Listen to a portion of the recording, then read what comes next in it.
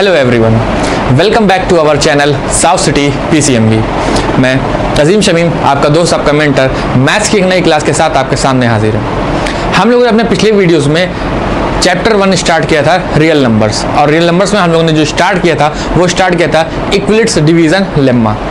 इक्विलिट division lemma हम लोगों ने देखा था कि लेम्मा किस चीज़ को बोलते हैं, एल्गोरिदम किस चीज़ को बोलते हैं, और ये इक्विलिट डिवीजन लेम्मा कौन सा थ्योरम है, इससे क्या करते हैं हम लोग। फिर हम लोगों ने जब इस चीज़ को पढ़ा था, फिर हम लोग को एक स्टेटमेंट मिली थी, जो स्टेटमेंट थी a b plus a is equal to B Q plus r. ये हम लोगों ने डिवाइड किया था, तो डिवाइड करने के बाद हम लोग को एक इक्वेशन मिली थी जिसको हम लोगों ने बोल दिया था इक्विलिट डिवीजन लेम्मा, जहाँ पे सिर्फ एक कंडीशन थी। कंडीशन क्या थी कि remainder is always greater than और equal to 0 but always less than its quotient. मतलब रिमाइंडर जो आएगा डिवाइड करने के ऊपर वो अपने डिवाइजर से कम होगा, वो अपने डिवाइजर से कम होगा।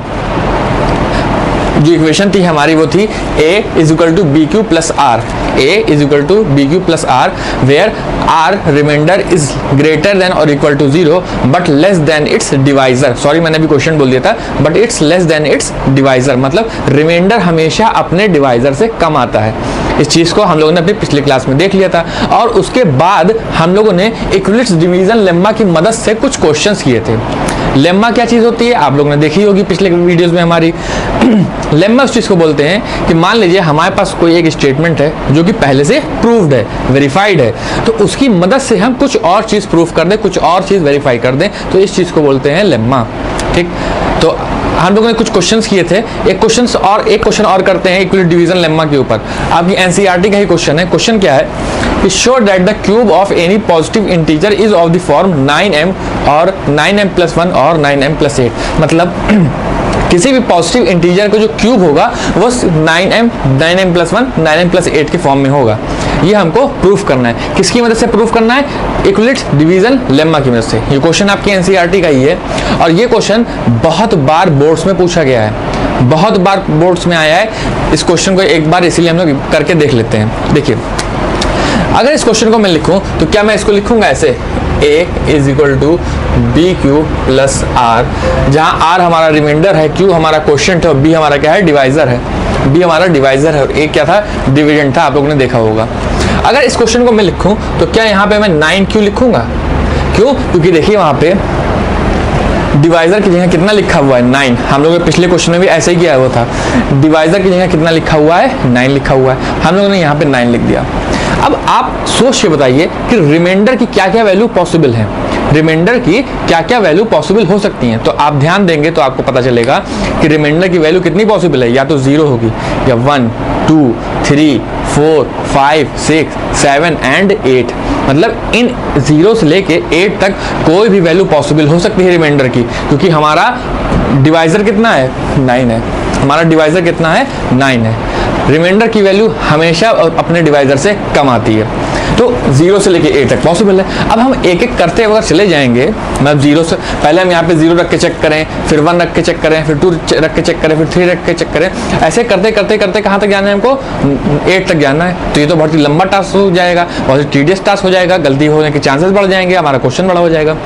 तो हम क्या करें, एक प्रॉपर्टी लगाते हैं। प्रॉपर्टी क्या कहती है कि अगर कोई नंबर हमारा 9 से डिवाइड होता है, अगर कोई भी नंबर हमारा 9 से डिवाइड होता है तो वो 3 से भी डिवाइड होगा।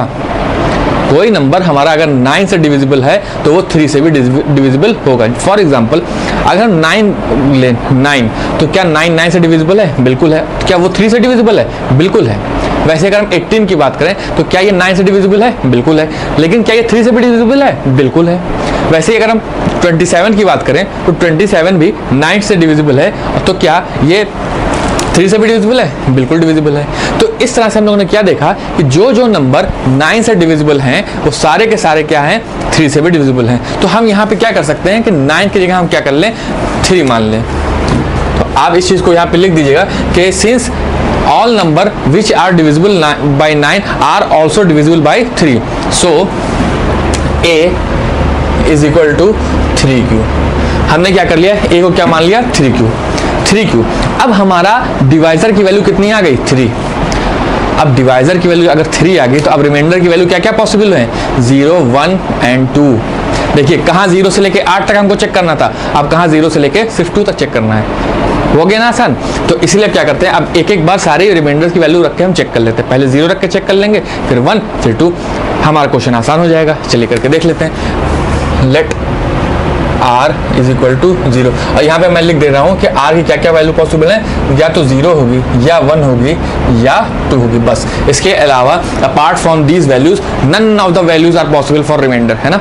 ठीक, if r let r is equal to 0, तो a is equal to 3q plus 0।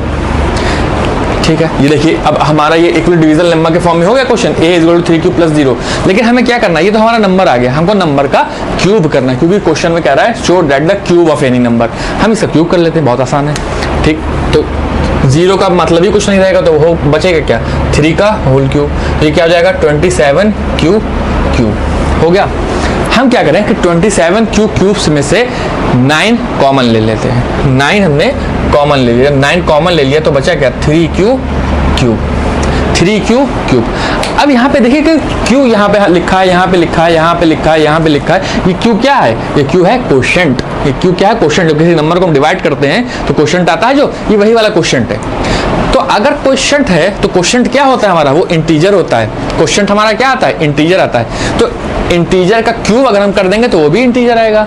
और किसी इंटीजर को इंटीजर से मल्टीप्लाई कर दे, मतलब यहाँ पे 3 है, 3 भी इंटीजर है, तो क्यू का क्यूब करेंगे तो एक इंटीजर आएगा। उस इंटीजर को 3 से मल्टीप्लाई किया तो भी एक इंटीजर आएगा। तो उस इंटीजर को हम लोग क्या कर रहे हैं, m।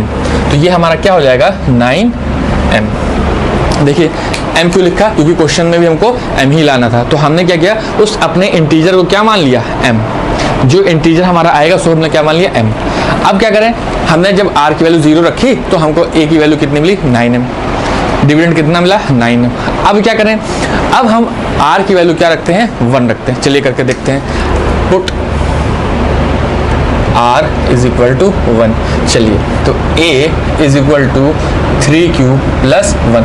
ये तो हमारा नंबर हो गया, लेकिन नंबर नहीं चाहिए हमको। नंबर वाले क्वेश्चन हम लोगों ने पिछले क्लास में कर रखे हैं, है ना, आप लोगों ने देखा होगा। लेकिन यहाँ पे क्या करना है, हमको यहाँ पे इसका क्यूब करना है। क्या करना है, क्यूब करना है। चलिए ठीक है, क्यूब कर दिया। तो यहाँ पे क्या बना, a प्लस बी का होल क्यूब बना। a प्लस बी का होल क्यूब बना। इसका फॉर्मूला क्या होता है, a प्लस बी का होल क्यूब का, a cube plus b cube plus 3a square b plus 3a b square. आप लोगों ने इस फॉर्मूले को पहले भी पढ़ा होगा, क्लास 8th में भी पढ़ा होगा, 9th में भी पढ़ा होगा, और 10th में भी देख लीजिए। a प्लस बी का होल क्यूब क्या होता है, a cube plus b cube plus 3a square b plus 3ab square. चलिए खोलते हैं, a क्यूब का मतलब वो क्या हो गया, 3q का cube plus b cube plus 3a square b plus 3ab square. ठीक है, ये हमने क्या किया, अपने फॉर्मूले से इसको ओपन कर दिया, एक्सपैंड कर दिया। अब एक्सपैंड करने के बाद इसको सॉल्व कर लेते हैं, तो कितना हो जाएगा, 27 क्यूब प्लस 1 प्लस 3 3 जा 9, 9 3 जा 27 क्यूब स्क्वायर प्लस 3 3 जा 9 क्यूब। ठीक है, यहाँ तक आपको मुझे उम्मीद है कोई दिक्कत नहीं आ रही होगी। अब क्या करें, इसको रीअरेंज कर दें अपने डिसेंडिंग ऑर्डर में। डिसेंडिंग ऑर्डर में रीअरेंज कर देते हैं। 27 cube plus 27 Q square plus 9q plus 1। अब ये इतना टर्म है जो जहाँ पे क्यू आ रहा है, आप गौर करिएगा इस चीज़ पे। जहाँ क्यू आ रहा है वहाँ से हम क्या करें कि 9 कॉमन ले लेते हैं। क्या कर लेते हैं, कॉमन 9 कॉमन ले लेते हैं। देखिए 9 कॉमन ले लिया, तो 9 कॉमन लिया तो यहाँ क्या बचेगा, 3q cube plus 3q square plus q plus 1 आएगा। और अभी हम लोगों ने थोड़ी देर पहले देखा था कि क्वेश्चन का क्यूब क्या होता है, इंटीजर होता है, और इंटीजर को इंटीजर से मल्टीप्लाई करते हैं तो क्या आता है, इंटीजर आता है। क्या यहाँ पे भी आएगा, बिल्कुल आएगा। क्या यही चीज़ यहाँ पे भी बनेगी, बनेगी। क्या क्यू हमारा इंटीजर है, तो इंटीजर है। तो इन सब को एक साथ फिर हम क्या लिख सकते हैं, एक कॉमन इंटीजर m। क्या लिख सकते हैं, एक कॉमन इंटीजर m। तो ठीक है, हम फिर से लिख दिए यहाँ पे 9m प्लस 1।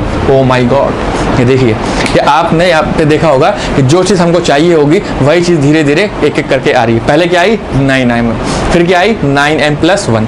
बस अब एक चीज़ बच रही है, और हमारा रिमाइंडर भी बस एक ही बच रहा है 2 वाला, तो उसको लिख देंगे, अपने आप आएगा। अभी आप देखिएगा। अब क्या करते हैं, let r is equal to 2। यही हमारा लास्ट रिमाइंडर बच रहा है। क्यों? क्योंकि हमने आपकी जो है अपना डिवाइजर कितना ले रखा है, 3 ले रखा है। अगर सोचिए डिवाइजर अगर हम 9 लिए होते, अगर हम डिवाइजर क्वेश्चन के हिसाब से 9 लिए होते, तो सोचिए हम लोग को अभी कितना क्वेश्चन और बचा होता करने के लिए। और कितने नंबर का आएगा ये क्वेश्चन, ज़्यादा से ज़्यादा 4 नंबर का, है ना। तो इसीलिए इसको हमने क्या किया कि यहाँ पे प्रॉपर्टी लगा दी कि जो नंबर 9 से डिवाइड होते हैं वो सारे के सारे नंबर 3 से भी डिवाइड होंगे। तो हमने जब 3 लिख दिया तो हमारे रिमाइंडर कम हो गए। कहाँ 8 आ रहे थे, 9 आ रहे थे, कहाँ बचे सिर्फ 3। कहाँ 9 रिमाइंडर आ रहे थे और कहाँ बचे सिर्फ 3। तो क्वेश्चन हमारा आसान हो गया, आसान के साथ साथ छोटा भी हो गया, है ना। चलिए अब क्या करते हैं, a इज इक्वल टू, यहाँ पे आप क्या लिखते हैं, 3q प्लस r की वैल्यू आपकी कितनी लेनी है, 2। r की वैल्यू कितनी लेनी है, 2। ये तो हमारा नंबर हुआ, लेकिन हमको नंबर नहीं, हमें नंबर का क्यूब चाहिए। फिर से हमने क्या कर दिया, क्यूब लगा दिया। हमने क्या किया, क्यूब लगा दिया। और फिर अब हमें a प्लस बी का होल क्यूब से इसको ओपन करना है, मतलब एक्सपेंड कर देना है। कर देते हैं, ठीक। a cube plus b cube plus 3 a square b plus 3a b square, ठीक। ये तो बहुत ही आसान है, एक्सपेंड किया है खाली बस फॉर्मूला लगा के a प्लस बी का होल क्यूब का। अब ने इसको एक्सपेंड कर दिया, उसमें कुछ और अलग नहीं किया, ठीक। अब इसको इसकी वैल्यू लिख देते हैं, तो कितना होगा, 27 cube plus 2 2 4 2 8 plus 3 3 9 3 27 cube square. अब इंटू 2 हो जाएगा, ये इंटू 2 भी है। 3 3 9 9 3 27 27 इंटू 2 54 54 क्यूब स्क्वायर प्लस यहाँ क्या होगा, 2 2 4 4 3 12 12 3 36 क्यूब, ठीक। एक्सपेंड ही किया है और कुछ नहीं किया है, ठीक। अब हम इसको फिर से डिसेंडिंग ऑर्डर में लिख दें, 27 cube plus 54 cube square plus 36 cube plus 8। मुझे उम्मीद है कि आप लोग को समझ में आ रहा होगा। अब क्या करें, फिर से जहाँ जहाँ क्यू है वहाँ से 9 कॉमन ले लें। जहाँ जहाँ क्यू है वहाँ से 9 कॉमन ले लें, तो यहाँ पे क्या बचेगा, यहाँ पे बचेगा 3 cube plus 6 Q square plus 4 Q plus 8। तो ये कितना बचा, 9m प्लस 8। ये m अब हमने फिर क्यों लिखा, क्योंकि अभी हम लोगों ने देखा है कि हम इंटीजर्स को क्या लिखते आ रहे हैं, m। और इंटीजर्स क्यों आ रहे हैं, क्यों, क्योंकि ये क्वोशिएंट है। क्यों, क्या है क्वोशिएंट, और क्वोशिएंट जितने भी होते हैं डिवाइड करने पे आप देखिए वो सब क्या आते हैं, इंटीजर आते हैं। इंटीजर का क्यूब क्या आएगा, इंटीजर आएगा। और इंटीजर अगर किससे मल्टीप्लाई होगा तो क्या आएगा, इंटीजर आएगा। तो इसलिए हमने एक कॉमन इंटीजर मान लिया m। तो इस तरह से हम लोगों ने देखा कि हमको जो प्रूफ करना था वो सारे के सारे आ गए। पहला 9m आया, फिर 9m प्लस 1 आया, फिर 9m प्लस 8 आया। बहुत ही आसान क्वेश्चन होते हैं इक्वल डिवीजन लेम्मा के। बस आपको ये जानना होता है कि क्वेश्चन में पूछा गया, अगर क्यूब पूछा गया है तो उन सारे नंबर का हम क्यूब कर देंगे। पिछले जो वीडियोस थे हमारे, उसमें जब हम क्वेश्चन सॉल्व कर रहे थे तो उसमें क्यूब नहीं आए थे, उसमें सिर्फ सीधे सीधे नंबर पूछे गए थे, तो हमने नंबर लिख के कर दिए थे। नंबर जब लिख के कर रहे होते, क्यूब नहीं करना था तो बहुत ही आसान हो जा रहा था, 2-2 लाइन में क्वेश्चन हो जा रहे थे। ये थोड़ा सा बड़ा है, थोड़ा सा बड़ा है, बस बड़ा है लेकिन टफ नहीं है, है ना। बड़ा है, लेंदी एक बार को हो सकता है, लेकिन टफ नहीं है। क्यों टफ नहीं है, क्योंकि काम एक ही जैसा करना है सारे क्वेश्चन में। एक क्वेश्चन आपकी एक्सरसाइज में है जहां पे हमको एक स्क्वायर करके दिखाना है। क्वेश्चन क्या है, जो 4th क्वेश्चन है आपके एक्सरसाइज 1.1 का, उसमें कह रहा है use equilibrium division lemma to show that the square of positive integer is either of the form 3m और 3m प्लस 1। क्या है, देखिए 3 आया, मतलब 3 वाला क्वेश्चन कर रहे हैं हम लोग।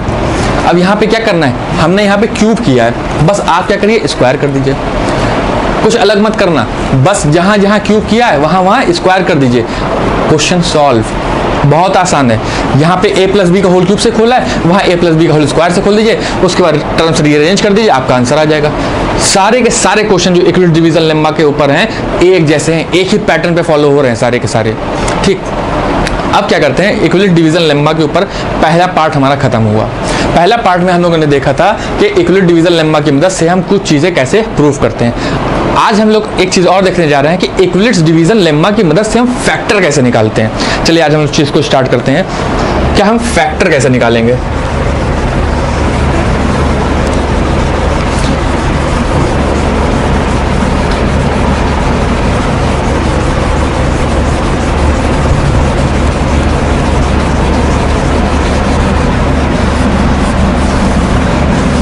चलिए अब हम लोग ये देखते हैं कि इक्विलिट्स डिवीजन लेम्मा की मदद से हम HCF कैसे निकालते हैं। HCF का मतलब होता है हाईएस्ट कॉमन फैक्टर। आप लोग को HCF निकालना आता होगा। जैसे मैं एक एग्जांपल लेता हूँ पहले HCF निकालने का प्राइम फैक्टराइजेशन मेथड से। प्राइम फैक्टराइजेशन मेथड से जैसे हमारे पास दो नंबर है, एक है हमारे पास 12, एक मान लीजिए 18।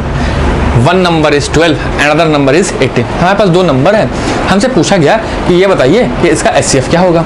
हम बचपन से सीखते आ गए कि HCF एलसीएम निकालना, तो हम लोग बचपन से सीखते हैं, क्लास 4 से स्टार्ट हो जाता है HCF एलसीएम निकालना। तो हमसे पूछा गया कि इसका HCF बताइए। हम HCF बड़े आसानी से निकाल दिए। कैसे निकालेंगे? ऐसे निकालेंगे 12, 2, 6, 2, 3, 3, 1। फिर 18 का 2, 9, 3, 3, 3, 1। पहले हम लोग क्या करते हैं, उसको उसके प्राइम फैक्टर में ब्रेक करते हैं। ब्रेक कर दिया। उसके बाद क्या लिखते हैं, 12 को कैसे लिखते हैं, 2 × 2 × 3।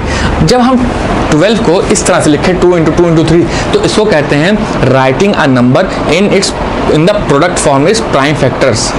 मतलब प्राइम फैक्टर के प्रोडक्ट के फॉर्म में लिखा है अपने नंबर को, प्राइम फैक्टर के प्रोडक्ट के फॉर्म में। मतलब ये हमारा प्राइम फैक्टर है, आपस में आप मल्टीप्लाई हो रहे हैं, प्रोडक्ट के फॉर्म में है किसके, इस नंबर के। ऐसे ही 18 को हम लोग कैसे लिखेंगे, 2 × 3 × 3। फिर हम लोग कैसे बनाते थे, हम लोग सर्किल बनाते थे, जो कॉमन होता था उसको घेर लेते थे कि कहीं जाने ना पाए, तो इसको भी हम घेर लेंगे फिर ये कहीं जाने ना पाए। तो हमने ये देखा कि HCF कितना आया, 2 × 3 = 6। हाईएस्ट कॉमन फैक्टर कितना आया, 6। इस तरह से हम लोग निकालते थे। और ये तो छोटे छोटे नंबर मैंने लिए 12 और 18, तो भी थोड़ा टाइम लगा। अगर हम बड़े नंबर लें, जैसे 122 ले लें, 188 ले लें, तो और टाइम लगेगा और गलती होने के चांसेस भी ज़्यादा हैं। जहाँ पे क्वेश्चन बड़ा होता है अक्सर वहाँ गलती होने के चांसेस ज़्यादा होते हैं। क्यों? क्योंकि प्लस माइनस की गलती हो सकती है, जोड़ दें घटाने में गलती हो सकती है, मल्टीप्लाई डिवाइड करने में गलती हो सकती है। लेकिन अगर कोई ऐसा मेथड हमको पता चल जाए कि कम टाइम में भी हो जाए और कम कैलकुलेशन में हो जाए, तो वो आसान होता है। क्यों आसान होता है? क्योंकि वहाँ गलत करने के चांसेस कम होते हैं, वहाँ गलती होने के चांसेस कम होते हैं। गलती कई तरह से हो सकती है। एक तो हो सकता है हमको नहीं आता है तो अंधी मार रहे हैं तो गलती हो गई। दूसरा क्या है कि प्लस माइनस की गलती हो जाती है, कैलकुलेशन की गलती हो जाती है। तो जब क्वेश्चन हमारा छोटा रहेगा तो कैलकुलेशन की गलती कम होगी। जैसे अब हमें क्या करना है, इस 12 और इस 18 का HCF निकालना है with the help of Euclid's theorem. Euclid's theorem की मदद से हमें इसका HCF निकालना है। देखिए कैसे निकलता है। पहले जब हमको HCF निकालना है तो पहले क्या करना है, हमें ये देखना है कि दोनों नंबर में छोटा कौन है, बड़ा कौन है। अब इतने बड़े तो हम लोग हो ही गए हैं कि 12 और 18 में कौन छोटा है कौन बड़ा है ये बता ले जाएं, है ना। यहाँ पे अभी भी दिक्कत है, नहीं होगी। तो मतलब यहाँ पे हमने देखा कि 18 बड़ा है, 18 बड़ा है, 12 छोटा है। तो जो बड़ा नंबर होता है उसको छोटे नंबर से डिवाइड कर दो। हमने कर दिया, 18 को 12 से हमने डिवाइड कर दिया। डिवाइड करना भी आता है हम लोग को, हम लोग तेज हैं। तो 12 × 12, माइनस किया कितना बचा, 6। कितना बचा, 6। जो हमारा रिमाइंडर आता है ना, जो भी रिमाइंडर है, जब हम डिवाइड कर रहे हैं जो भी रिमाइंडर आए उसको क्या करना है, उसके जो पहले वाले जो डिवाइजर था उससे फिर से डिवाइड कर दो। मतलब उसके डिवाइजर से को डिवाइड कर दो, उस रिमाइंडर से उस डिवाइजर को डिवाइड कर दो। कौन से डिवाइजर का, जो उससे पहले वाला था। रिमाइंडर से पहले कौन सा डिवाइजर है, 12, तो उस 12 को हम उस रिमाइंडर से डिवाइड कर दें। तो 6 × 2 = 12, ये कितना है रिमाइंडर, 0। तो यहाँ पे हम लोगों ने ये देखा कि यहाँ पे पहले ने 12 का किया, फिर 18 का किया, फिर उसको प्राइम फैक्टर के फॉर्म में लिखा, फिर कॉमन लिया, तब आया कहीं 6। और यहाँ देखिए जिस रिमाइंडर पर, जिस डिवाइजर पर हमारा रिमाइंडर 0 आ जाए, जिस डिवाइजर पर हमारा रिमाइंडर, इस डिवाइजर पे हमारा रिमाइंडर 0 आ गया, तो वही डिवाइजर क्या होता है, HCF। और वही क्या आया था हमारा HCF। तो यहाँ पे भी HCF क्या आया, 6। मुझे उम्मीद है कि आप लोगों को समझ में आया होगा। क्या करना है, जब भी हमको हाईएस्ट कॉमन फैक्टर निकालना है with the help of lemma theorem, तो क्या करते हैं, पहले दो नंबर लें, उन दोनों में देखें छोटा कौन है, बड़ा कौन है, which number is smaller, which number is greater. Then divide the greater number by smaller number. मतलब बड़े नंबर में से छोटे नंबर को डिवाइड कर दीजिए। डिवाइड किया तो एक रिमाइंडर आएगा, फिर जो रिमाइंडर आया, जैसे यहाँ पे 6 आया, उसको उसके प्रीवियस वाले डिवाइजर से फिर से डिवाइड कर दीजिए, उसको डिवाइड कर दिया। फिर रिमाइंडर जहाँ पे हमारा 0 आ जाए, जिस भी स्टेप पे हमारा रिमाइंडर 0 आ जाए, उस स्टेप का जो डिवाइजर होता है वो ही हमारा एचसीएफ होता है। ठीक, तो आज हम लोगों ने एक छोटा सा स्टार्ट किया है एचसीएफ निकालने का। अगली क्लास में हम एचसीएफ निकालने के और भी क्वेश्चन करेंगे और साथ ही साथ एक्सरसाइज के भी कुछ क्वेश्चन करेंगे। ठीक है, और वहीं पे हमारा ये इक्विवेलेंट डिवीजन का जो थ्योरम है वो हमारा खत्म हो जाएगा। उसके बाद हम अपने नेक्स्ट टॉपिक की तरफ चल पड़ेंगे। तो मुझे उम्मीद है कि आप लोग को हमारी क्लास पसंद आई होगी। अगर पसंद आई हो तो प्लीज़ इसको शेयर करें और भी लोगों में, और हमारा चैनल देखने के लिए एक बार फिर से बहुत बहुत धन्यवाद है।